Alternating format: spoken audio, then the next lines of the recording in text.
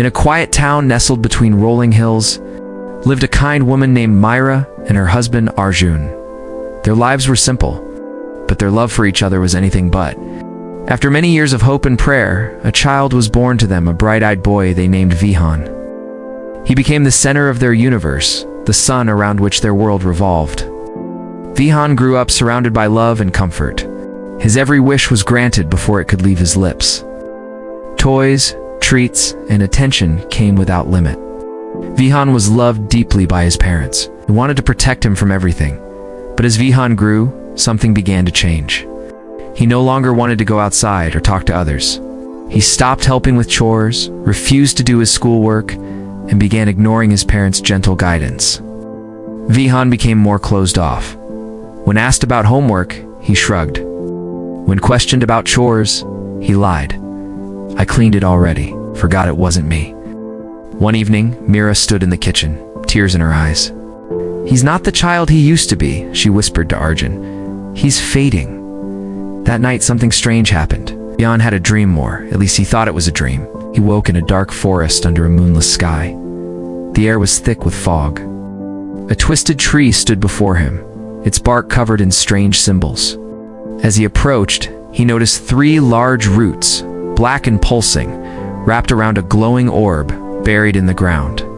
"Hello!" Vihan called out, frightened. Then came a voice.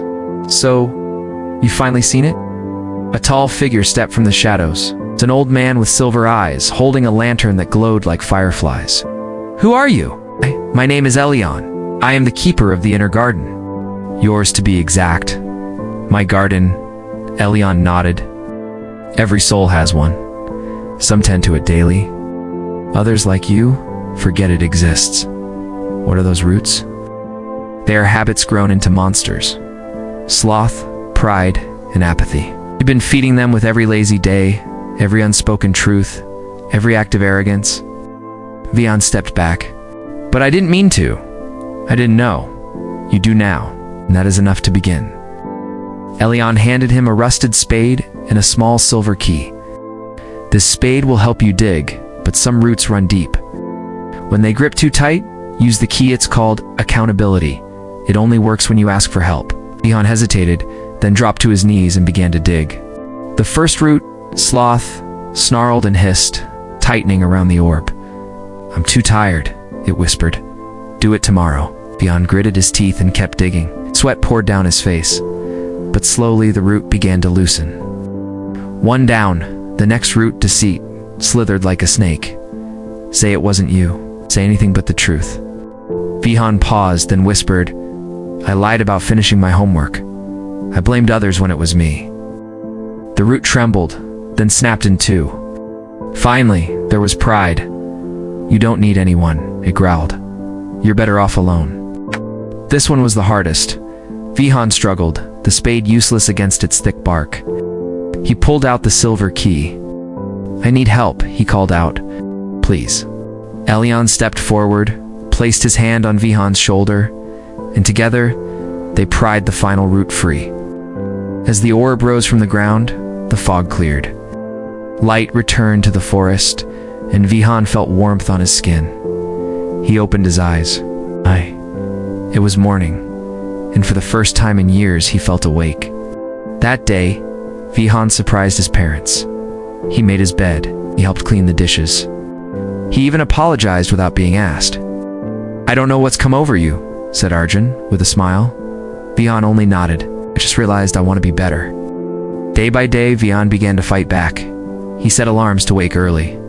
He wrote truths in a journal each night, began speaking with kindness, listening with humility. And though sloth, pride, and deceit still whispered from time to time, he remembered the forest, the roots, and the strength it took to pull them free. He was not perfect, but he was present. Not fearless, but determined. Years later, Vihan returned to that dreamlike forest in a vision. It was no longer dark. His garden bloomed with golden flowers and towering trees. At its center stood the glowing orb, now bright and clear. And beside it stood Elion. "You did well," the old man said, smiling. "But remember, gardens grow wild if left untended." Keep watching. Keep weeding. Vihan nodded.